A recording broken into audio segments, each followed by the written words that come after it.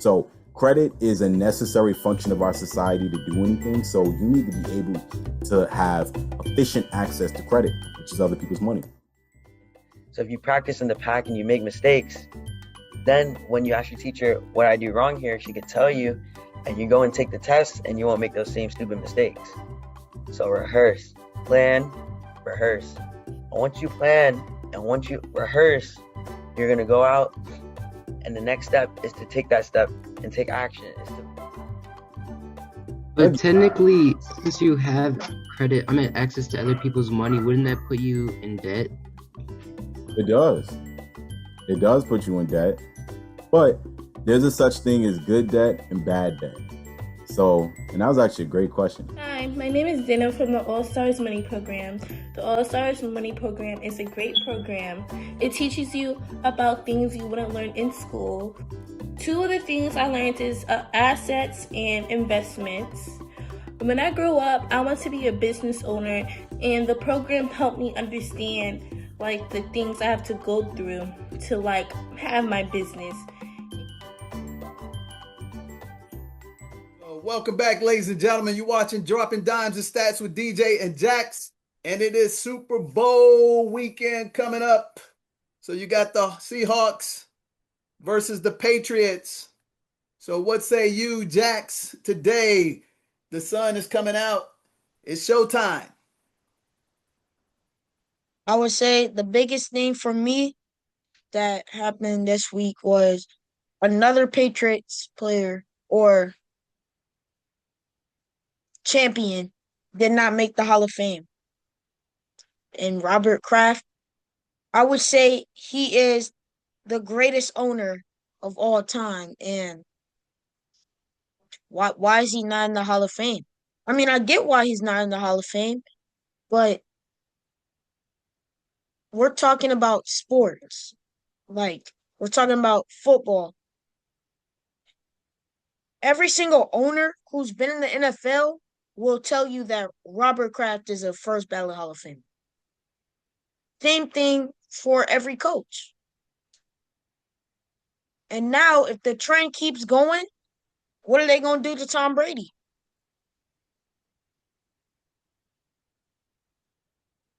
So you're saying he's the best owner in all of sports or the NFL? Which one are you saying?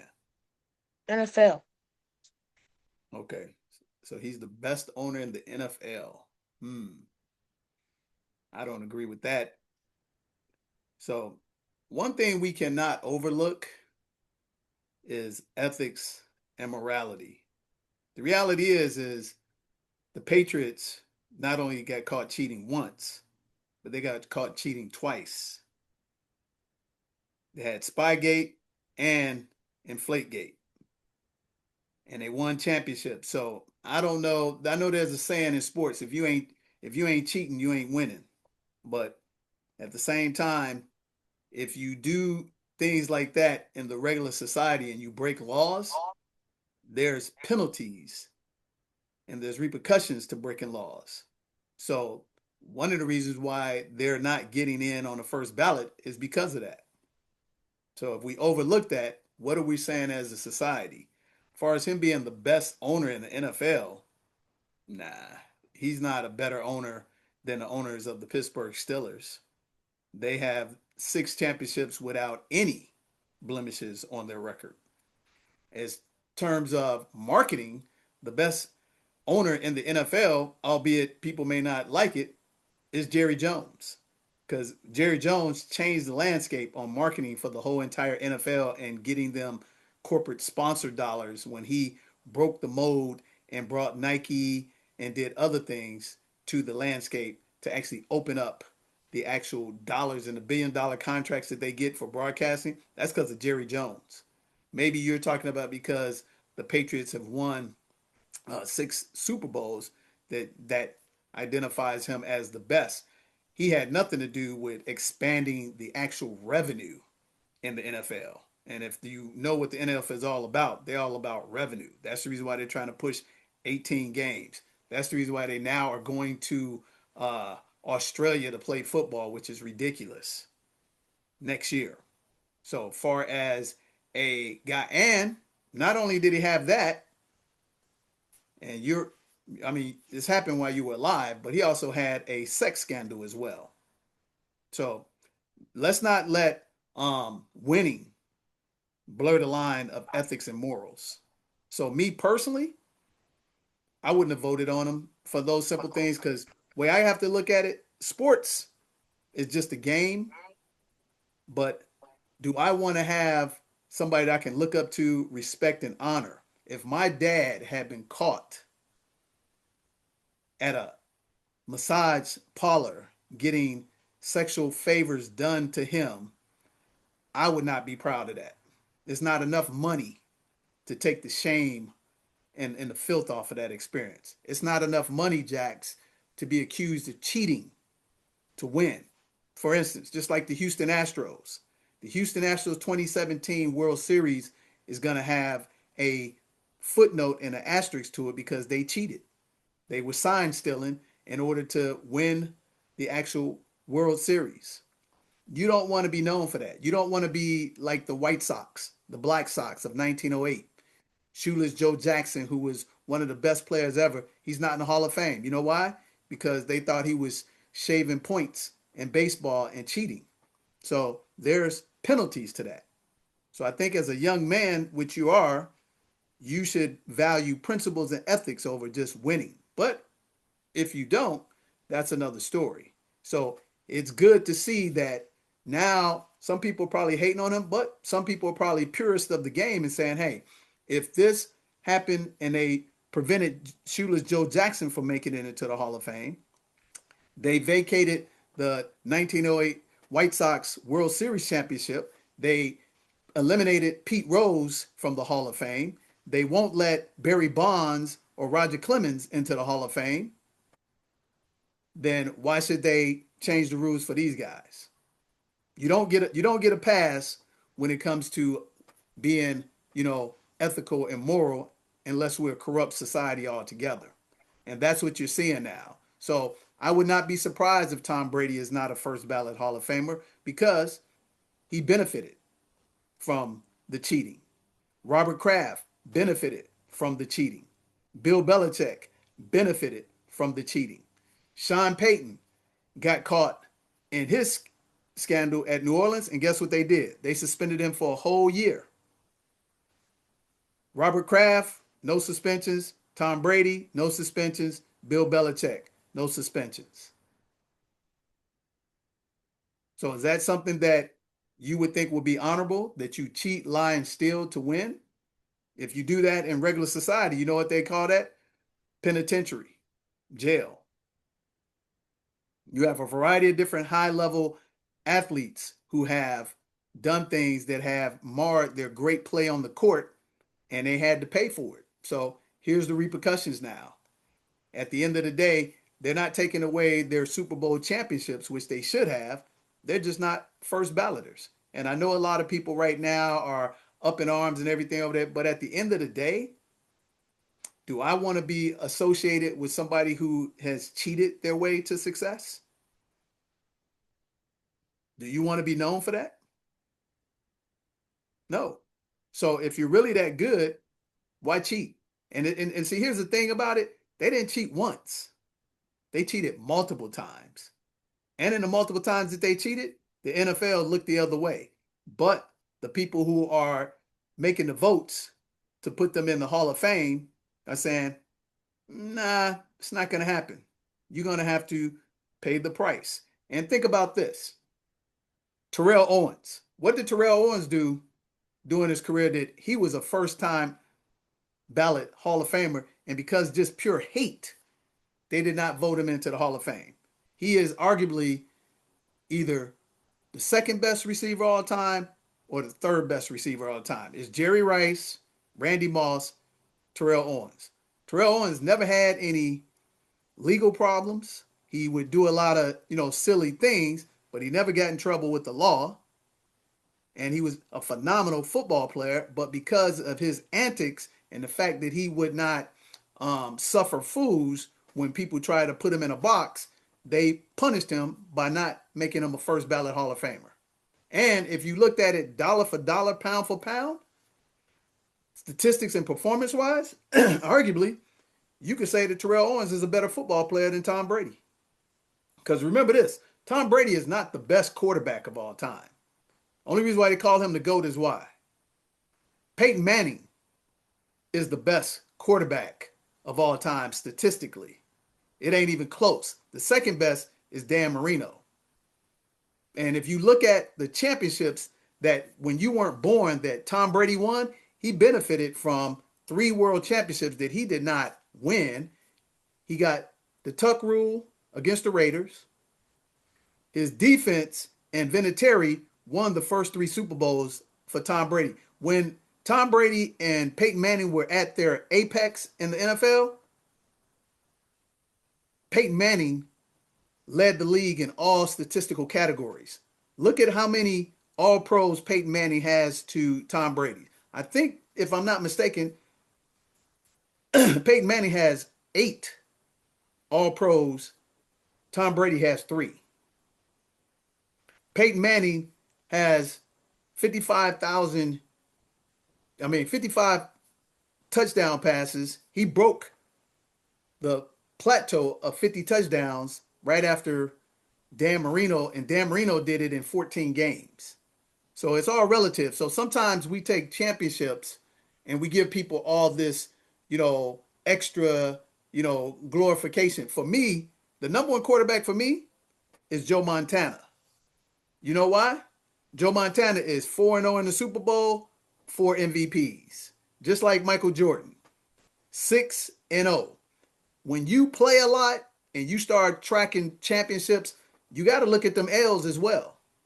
So if I'm going to go dollar for dollar across the board, Peyton Manning, 2 championships, 0 losses in the Super Bowl, and he broke majority of all the records. If it wasn't for his neck being, surgically repaired, he would have all the statistical category numbers.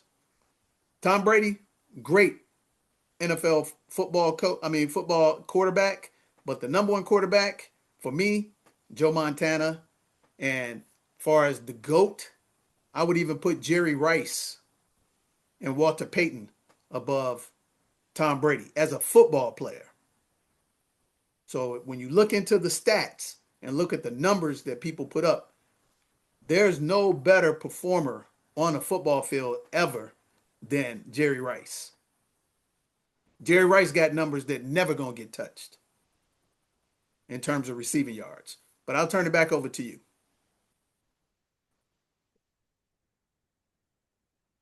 I guess so. Peyton Manning is good.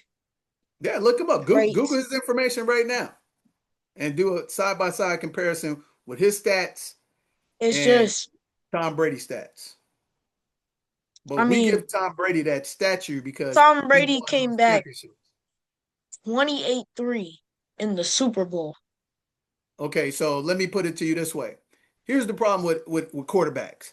They get all the pats on the back and the applause for the wins, but football is a team sport. Did Tom Brady play any defense against the Atlanta Falcons when the Atlanta Falcons went up 28-3? I don't recall him ever stepping on the defensive side of the ball. So what you can realistically say is that the Falcons lost that game and Tom Brady just benefited from making the right pass in overtime. And based on the overtime rules that they changed because of that, would he have won that championship? Any other team, think about this. The coach, if you're up 28-3, and let's say Seattle Seahawks get up 28-3 on the Patriots in the second half, you as a coach, what is your offense going to be doing when y'all up 28-3? What type of plays are you going to be primarily calling? Run the ball Why is that? to drain the clock. Exactly. Guess what? You know who the head coach of the Atlanta Falcons was? Quinn. Quinn, who actually was the defensive coordinator for the Legion of Boom, he should have known better. Why would you have a team up 28-3 and you're still passing the ball like nobody's business when all you got to do is run the ball and run out the clock? They made 3 or 4 bonehead plays, so Tom Brady happens to be fortuitous, lucky, and yeah, when they got to overtime, he got the ball first, they scored. So if you want to give him all the credit for that, that's great. Me personally, no, that was a loss on the Falcons and Quinn as the head coach because he continued to pass the ball all over the field with Ryan instead of just running the ball when he had a credible run game. That's the same difference with the Seattle Seahawks. What did Pete Carroll do to prevent us from winning back-to-back Super Bowls? What bonehead decision, and who benefited from that?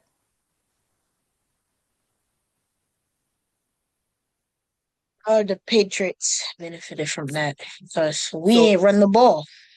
so do you think that Tom Brady won that game or Pete Carroll lost that game? Because think Pete about it. Carroll lost that game. It was second down, 1 inch, 1 yard, not even a full yard to win the Super Bowl after Beast Mode just had 7, 8 people on his back, carried him for about 7, 8 yards. And because, look at this, Jax, because the optics, he did not want Beast Mode to be the MVP. So what did he want? He wanted Russell Wilson, my guy, to be the MVP. So what does he call? A stupid quick slant when all he had to do is get a ball to who? Beast Marshawn. Mode. Beast Mode just got you 7, 8 yards. You mean tell me on the 1 yard line, half-yard line, Beast Mode can't get that ball in the end zone? Everybody in that stadium knew that football was going to who? Marshawn Lynch. Marshawn. But what did Pete Carroll say? I'm smarter than everybody. I'm going to make my new face of the NFL, Russell Wilson, be the hero, and we're going to call us quick slant. And guess what? Perfection happened for New England that they intercepted the ball and they lost the championship. Can you honestly give that credit to Tom Brady when Russell Wilson took Seattle down the field all the way prior to Marshawn Lynch getting the ball? Russell Wilson made 3 or 4 amazing plays along with Kersey to get them inside the red zone. Other than that throw, which unfortunately Russell Wilson is going to be known for, Tom Brady didn't win that game. So do we give him credit for that as a purist? Honestly, if you play both of those games, if you play, and look at this, isn't it ironic, Jax, that the two biggest blunders in the NFL Super Bowl happened to the benefit of who? Patriots. Patriots. Think about it. Russell Wilson throws the bad pass. The Falcons up 28-3. Do you know what the record was prior to that game? Any team in the NFL Super Bowl history that was up by 10 points, yet alone 25, going into the third quarter, all won the Super Bowls. That was 1 out of 60 Super Bowls that happened. 1 out of 60 Super Bowls that pass happened. So think about this. This is amazing. Think about this. Tom Brady happened to be fortuitous in those times. Tom Brady also, go look up Vinatieri. Vinatieri should be a first ballot Hall of Famer. Vinatieri kicked the game-winning field goal in 2 out of 3 of the first Super Bowls that the Patriots won. And he kicked the winning field goal in a snowstorm against the Raiders to beat my 2002 Raiders. Not only did Vinatieri do that, he got traded to the Indianapolis Colts and won the Super Bowl for them. Did you know that? So if you I just didn't know the Raiders part. Yeah, so look it up. The tuck rule. Again, look at the tuck rule. That now that you do the ball like this, and that's called an incomplete pass, even if the hand is hit and that's a fumble, Tom Brady got sacked, a clear sack, ball out of his hand, the Raiders winning. They invented the tuck rule. Huge. So now, if you look at Tom Brady's career, He's the only person that has been the beneficiary to have 3 significant once in a blue moon chance to win. And if you take both of those games, Jax, seriously, if you play both of those games 99 out of 100 times, who do you think comes out on the W side if you play those games back? The 28-3, and they play regular football, and the loss to the Patriots when Russell Wilson throws an interception. Do you think that Pete Carroll calls that dumb play, or he just gives the ball to Marshawn Lynch? Do you think that the Atlanta Falcons and Quinn doesn't just say, hey, you said it yourself, run the ball, run the clock out?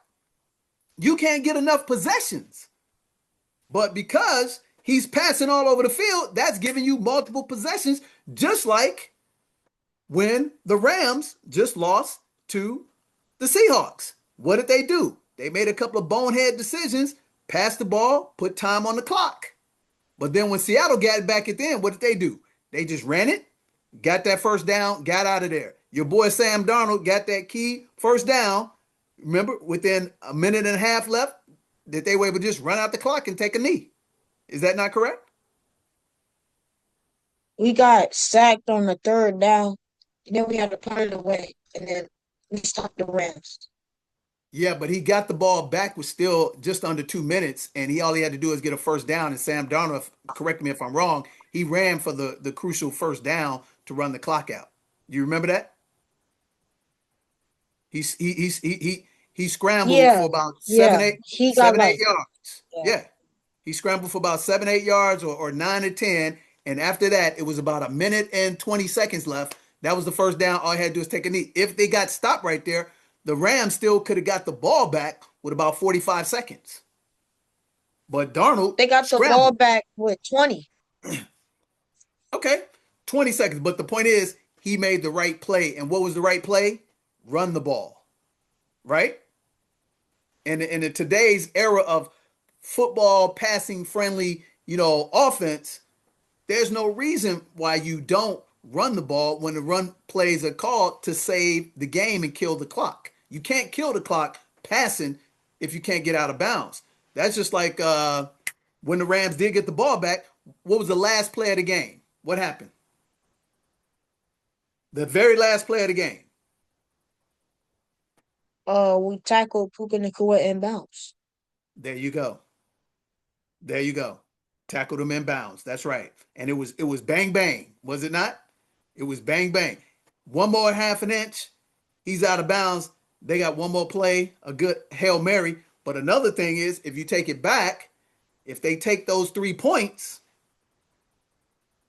he could have one more play kicking for a game-winning field goal.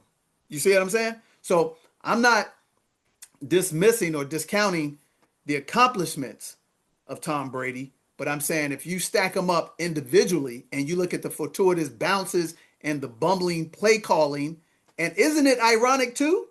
Think about this. Dan Quinn was the defensive coordinator for who? The Seattle Seahawks. Pete Carroll, head coach, Seattle Seahawks. So 2 of the biggest blunders in Super Bowl history come under the umbrella and the lineage of who? Pete Carroll. Did you know that? I didn't know Dan Quinn was the defensive coordinator. Yeah, Dan Quinn was the defensive coordinator. Look it up. That's how he got the job in Atlanta, because he did such a great job as a defensive coordinator, and that was his first job as a head coach with the Atlanta Falcons. And since they played, in the same division, they knew how great of a defensive coordinator he was. And isn't that the irony is that when you need to play, smart offensive football, you got a defensive-minded coach that's trying to pass the ball all over the yard. So what's your prediction for the score? We already know that we're pulling for the Seahawks. And, man, my goodness. You talking about crap.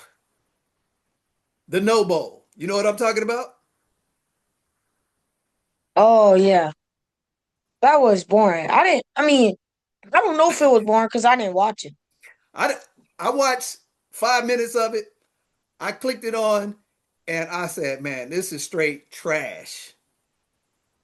They gotta abolish that, Jax. That is an embarrassment to the league. Micah Parsons in a scooter. He's trying to convince them to let him play on a scooter. Did you see that?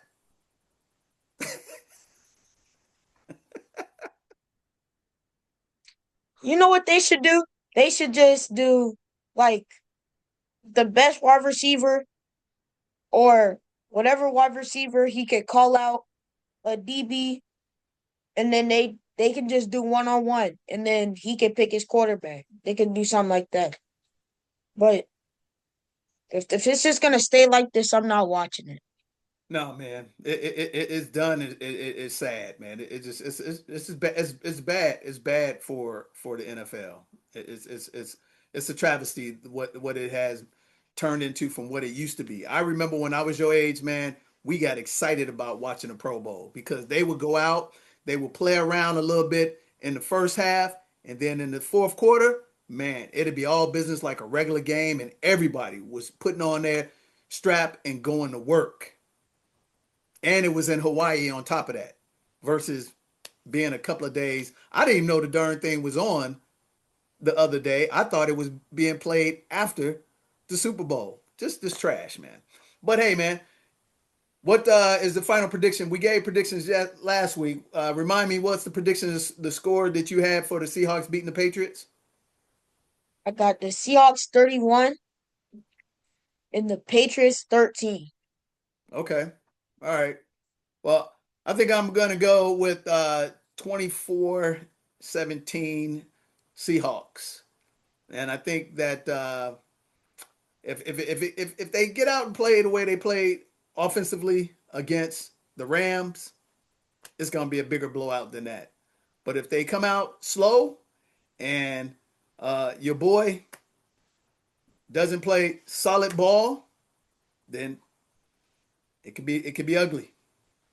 It could be ugly.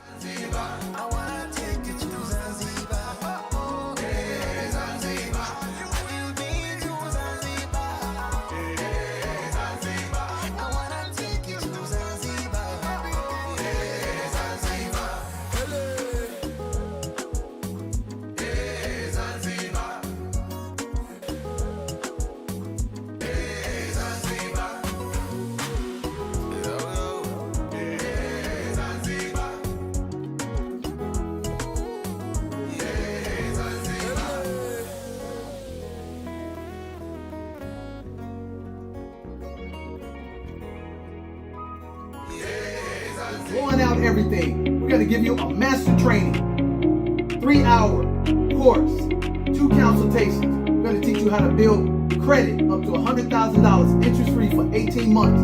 Pay off your home in 7 to 10 years. And most importantly, create $8,333 a month. Passive income. It's a $997 course. You get it all today for $97. Hit that link and beat me to the master training.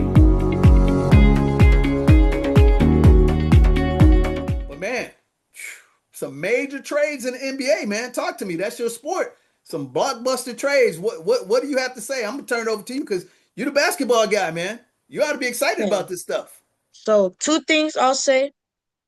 Well, 2 topics I want to go over. First, what already has happened, and then what I think is gonna happen for the rest of the day. Because I'm pretty sure today's the last day for the deadline.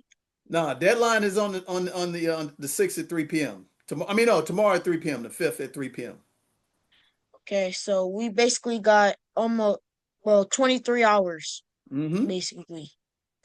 So what I think is gonna happen first. No. I'll go over what already happened. I'll say the biggest trade, even though it didn't have big name players. I don't think the biggest trade is Jaren Jackson Jr. going to the Jazz. Even though he's a multi-defensive player of the year, I just think what are the Jazz gonna do now? They got Keontae George, who is gonna be their star point guard for years to come. He could win Most Improved Player this year. They got Bryce Sensabaugh, who's been playing pretty good. Now they've got Jaren Jackson Jr. They got their all-star snub. He should be an all-star. Larry Markkinen. And then they got Walker Kessler. But also Ace Bailey, who they just drafted last year. What minutes is he gonna get? What minutes is Ace Bailey gonna get now? So that's what I see. But yeah, the Jazz, they're set up pretty good for the future. They got young, good players. So that's what they need. But I would say not the best trade, but I would say the biggest trade that's going to affect the NBA more is Jaden Ivey going to the Bulls and Kevin Huerter going to the Pistons. The reason why I say this, because Kevin Huerter is a better defender, efficient, one of the best shooters in the league. And now you put him with Cade Cunningham's and Jalen Duren. Jalen Duren's going to attack. Jalen Duren is going to attract people to the paint so you can kick it out to him. He's going to make that every time. Every single time. Same thing for Cade Cunningham. So now that helps out Cade Cunningham and Jalen Duren because now they could just go one-on-one because who's going to help? You can't have a guy come over to double, right? Because then all they have to do is kick it out. And like I said, he's going to make it every single time. Every single time. Unless it's a good contest, he's going to make it every single time. That's why I think that's the best trade. And for the Bulls, they just traded Kobe White to the Hornets not too long ago. But they're still very guard heavy right now. And they just traded Nikola Vucevic to the Celtics, which I think is a great trade for the Celtics, even though I hate them. But yeah, that was a bad trade for the Pistons. You could have got a lot more for Nikola Vucevic. At least the first. You mean for the Bulls? He came from the Bulls. Yeah. Yeah, you said the Pistons. Oh, my bad. Yeah. The Bulls, they could have got a lot more for Nikola Vucevic. They only traded him for Anthony Simons, who once again they're already guard heavy. Now they're just adding more guards. And then they bring in Jaden Ivey, who's had one of his worst years of his career. He's shooting under, I think, 35% from three. That's not good, especially because that's the main part of his game. And then you got, they just traded Kobe White. The Bulls were in a good spot. The Bulls were in a pretty good spot. Now they don't have Vucevic.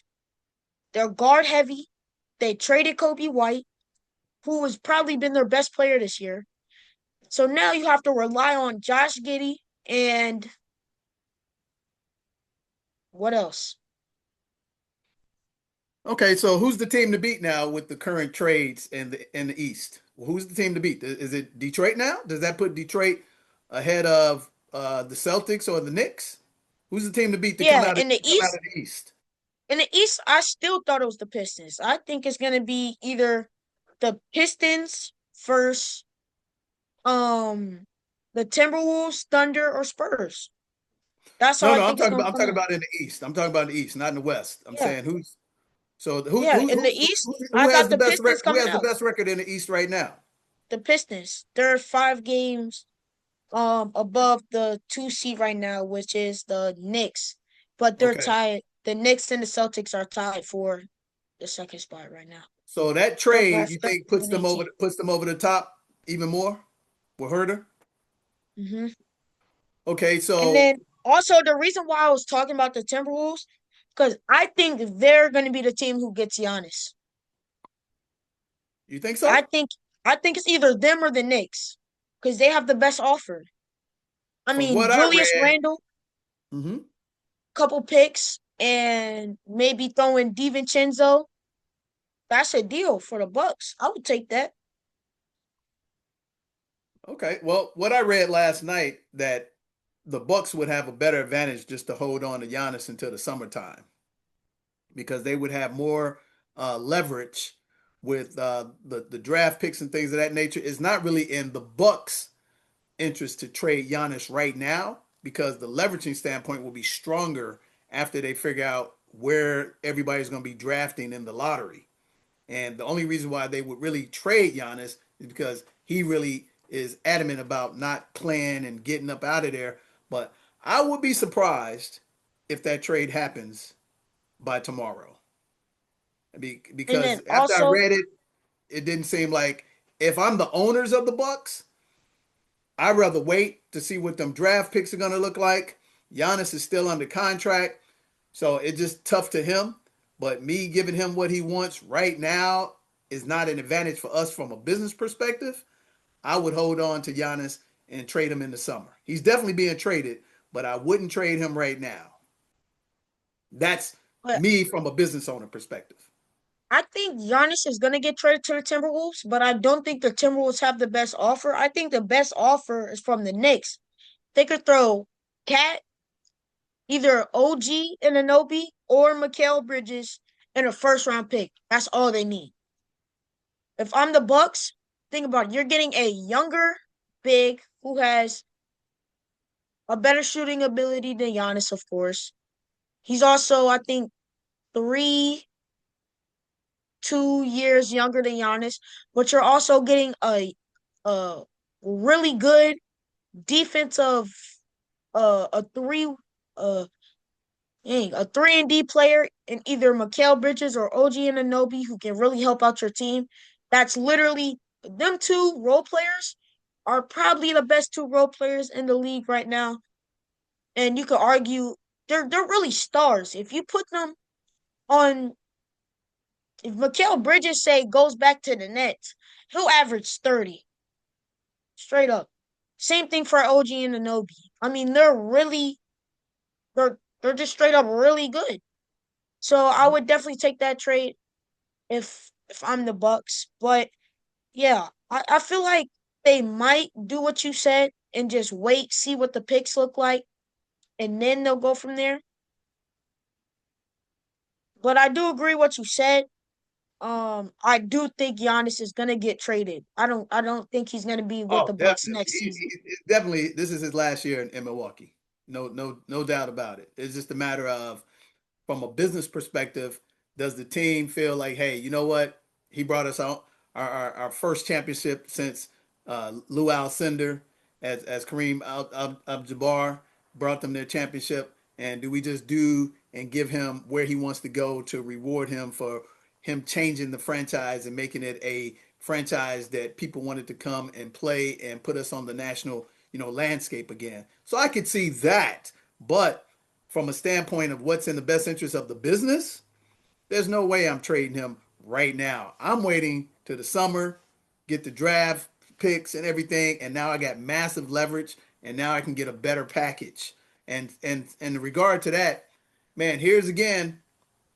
I thought Cleveland Cavaliers was a team to beat. Like I said, I don't follow the NBA hardly at all, but man, what do you say about Harden with the Cavaliers? Who do you think got the better end of the stick out of that deal? I mean, I I know think it's Darius easily the Cavs. I think Darius it's is out easily hurt. the Cavs. Yeah, like you just said, Darius Garland is hurt. What is he gonna do now? This been Kawhi's best years statistically of his whole career. And now you trade Harden for Darius Garland, who, like you said, is hurt. I guess since like the Clippers are very old, so I guess you get a young guard who hasn't been playing that good, and he's hurt. Why? But if you look on the Cavs side, this is exactly what you needed to really open up this offense. You have Donovan Mitchell, who of course can create his own shot. He's a great player. You can argue he's a top 10 player in the league. Then you have Evan Mobley, Jarrett Allen. Harden is averaging 8.7 assists, I think. That's third in the NBA. So that pick and roll with Evan Mobley and Jarrett Allen is going to be very dangerous. It's going to be very, very dangerous. And now that you have another guy who can create his own shot next to Donovan Mitchell, the Cavs are going to be good, and they're right back in it with those other three teams in the East. Now, but here's the key thing, though, Jax. You never have to worry about Harden in the regular season. Now, Harden in the playoffs is complete opposite of Harden in the regular season. And it hasn't been, for one playoff season. It's been multiple. So I'm concerned about you hooking your, wagon to Harden again when just last year, correct me if I'm wrong, you the basketball, stats guy, did the Clippers not take the Nuggets to Game 7? James Harden, phenomenal Game 6. Game 7, if I'm not mistaken, I think he went like 2 for 8. He took a grand total of 8 shots in a Game 7. The same Harden who disappeared when the Rockets had a chance to go to the finals. Same Harden who disappeared in Philadelphia. And the same Harden that has, I give Harden credit this, he's the only player that's been able to get himself out of a situation to get an extension in money at the opportune time for him. I'm the Clippers. I'm not letting him go. And you sent him exactly where he wants to go, and he's trying to get another extension. However, Harden in the playoffs is a non-factor. He's going to give you points when it doesn't matter, but in Game 7s, that dude has been MIA. So if I'm Donovan Mitchell, I have to be concerned about that. Yep, he's going to do good in the remainder of the regular season, but when it comes down to push and shove, and they got to get to the next level, because we have to remember, correct me if I'm wrong here also, was the Cleveland Cavaliers last year supposed to be the team to beat in the Eastern Conference? They won like a whole bunch of games. And the whole NBA, and weren't they out in the first round? Didn't they get knocked out in the first round? Because it was a shock that they got knocked out so early. If I'm not mistaken, either first or second. Yeah. Yeah, I think the Knicks knocked them out when the Knicks went on that run. No. Or was it Indiana? Yeah, I think it was Indiana. It was Indiana. But my point is, Harden on my team, when I need him in the playoffs, you can't expect to count on him at all. And if I'm Donovan Mitchell, I think he's probably not going to be in Cleveland after next year because he's looking for a huge big bag extension. Why would I want to have my future playing over there side by side with Harden unless a miracle happens that Harden shows up and pulls a Sam Darnold and plays the best playoffs of his life? But I think he is who he is. Harden's been in the league for what, 15, 16 years now? The likelihood that he's going to change his stripes is probably not going to happen. What do you think about that? I agree. But when Harden plays like James Harden in the playoffs, he's literally unguardable when he plays like Harden. But when, like you said, when he takes 8 shots, only makes 2 of them in a Game 7, I mean, we're going to be looking at him like a bum, a fake star, or a regular season player. That's how we're going to be looking at him. That's my point. Hey, I don't challenge he's the offensive juggernaut during the regular season. The other deficit is he doesn't play defense anymore. So even if he puts up some numbers in the playoffs, he's a defensive liability, man. I would contest that when Garland was healthy, He plays some D, man. Harden. I don't like the trade from that standpoint for Donovan Mitchell's standpoint because I actually like Donovan Mitchell. He's a solid guy. And of course, being a Bulls, fan of being in the same conference, I'm not pulling for the Cavaliers. However, they had a chance. I thought last year they were going to go a lot farther than what they went. This year, I think the Eastern Conference is up for grabs. So we'll see what happens, man. I think right now, for me, yeah, temporarily, the Cavaliers won that trade. But I think long term, the Clippers are going to be the better beneficiaries of that trade long term. So with Yeah, that said, let's definitely long term. Yeah, yeah, absolutely. Because I mean, Garland is only man, what he's like 23, 24. Yeah, 20, 23. 24 years of age. He can have like Steph Curry. You remember Steph Curry's career? He had ankle problems for the first 2, 3 years of his career.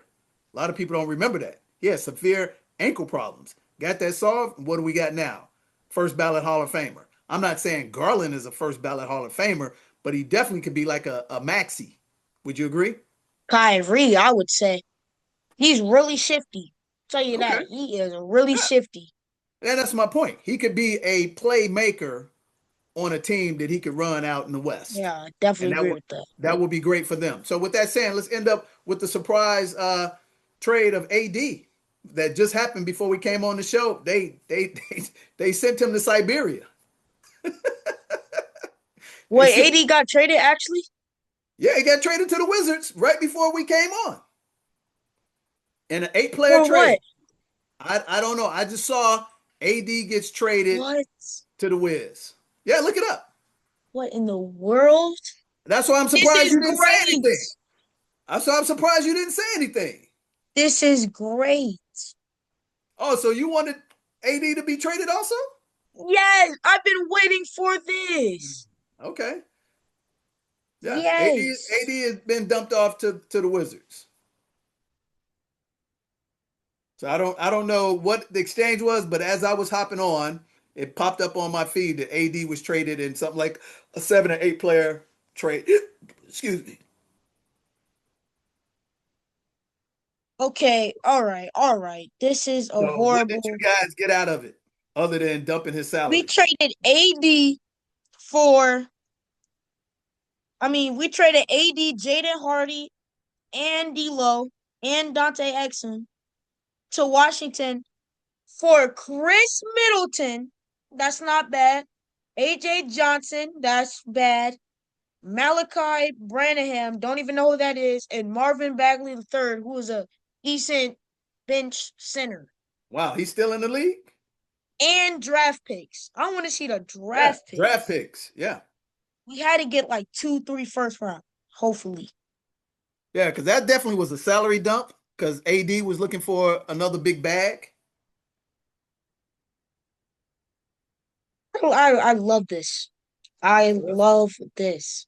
So right now, temporarily, that's just a wash, but you guys are going to stockpile those draft picks because them names that you name, those are probably expired contracts, and those are pretty much bums. No, I think you and I no. both agree. Marvin Bagley Jr. could be a real player. So could actually Chris Middleton might start, Chris Middleton is old though, dude. He's long in the tooth. but he's a bucket. Is that the Chris Middleton from the Bucks formerly? Yes. Oh, he's Averaging long. like 17 this year, Yeah, somewhere but around that. he's long in the tooth though. He's not going to put you over the top. I mean, let's just be Yeah, honest. definitely not. Okay, so with Okay, that we said, got 2 first round picks. see, We yeah, got the Thunder pick from this year. That's that's not bad. that's Then we bad. got the Warriors pick in 2030. Okay. And then we Now got The multiple Warriors not second making round picks. they're not making the playoffs, so that'll probably turn out to be a good pick. That'll be a stock. So they're trying to do like OKC, who stockpiled all those draft picks. So cool. So AD has finally been dumped off. You got major trades. You were saying that the Giannis trade is going to happen. I'm going to say that the Giannis trade is not going to happen until to the summer, but I won't be surprised if it does happen. But I think from a business perspective, Milwaukee would be better served by holding on to Giannis until after the season. I'm not really big on the Cavaliers trade. It'll be an instant boost for the regular season. As far as the playoffs, I don't see James Harden doing anything but James Harden. He'll be I consistently see them. James Harden. I see them getting past the first round, but I think they're gonna fall to either the Pistons, Celtics, or Knicks. Sure. Yeah, definitely get past the first round. But I'm saying when it matters to get them to the next level, go to the conference finals or, get When into they the have to NBA play finals, the top three teams in the East, and then they fall down. Yeah. James Okay. Harden is going to disappear when James Harden normally disappears. I mean, you can count on it without a doubt. So I think it's been a great day, a great week for sports. It's exciting to see the trades. I think that's very entertaining to see these big trades that come out of nowhere. Um, uh, I don't think the NBA All-Star game is going to be worth watching. I Yes, don't know. yes, watch it. Yes. All of them are gonna try, and it's gonna be the USA versus the world. It's gonna be good. It's gonna be Okay, good. we'll see. What is that? Is that 2 weeks from now? It's on the. It's I the think it's that's two. Valentine's Day weekend. It's the weekend right Yeah, after the Super it's Bowl, like right? it's like 13 and 14. Yeah, Yeah, yeah. So the that's the All week Star after the. break is 13 through 15. Okay, so that's the week after the Super Bowl. So that'll be interesting to see. Hey, man, I hope they come out and play competitive ball because the NBA All Star was the number one All Star event to go to out of all major sports. It is no longer. It's really now the Major League Baseball All Star is better than the NBA and the NFL. Nobody watches hockey, so the NBA needs to come back. I hope that happens for the sake of the fans and for the sake of bringing the NBA back to what it should be. But I'm not going to hold my breath on that one, Jax, to be honest with you. So I think hopefully this will be a competitive Super Bowl. I would like to see a competitive Super Bowl. I like to see a version of the Seahawks. Hopefully not. I don't need no stress. This has been a Man, crazy season. well, hey, we need to have something that we can watch beyond the first couple of quarters. I am gonna I am gonna No. say I'm not going to be watching the halftime show because I don't condone the garbage that they're gonna have on display with that Mhm. entertainer. So I'm not interested in that at all, and I'm gonna advise you not to watch that crap as well. So hey, man, we've been watching Dropping Dimes and Stats with DJ and Jax. We both are pulling for the Seahawks. Jax got him 31-17. I got him 24-17. I think that it'll be an entertaining game. And I think that I won't be surprised if Giannis is still on the Bucks after tomorrow, after the 3 p.m. deadline. So on behalf of my main man Jax, I'm DJ, and we're dropping dimes and stats with DJ and Jax. So make sure you like, subscribe, and share. And we'll catch you out next week with the Super Bowl champs. And if Giannis gets traded, my man Jax will be the first one to tell you.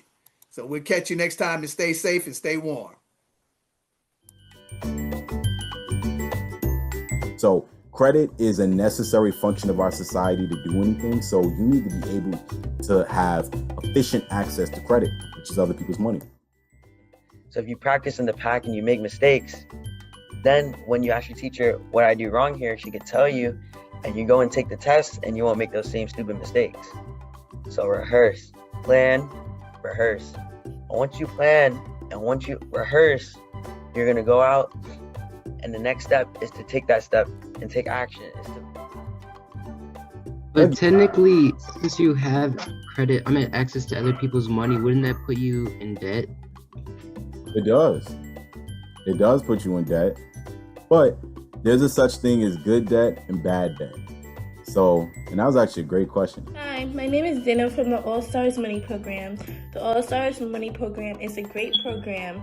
It teaches you about things you wouldn't learn in school. Two of the things I learned is assets and investments.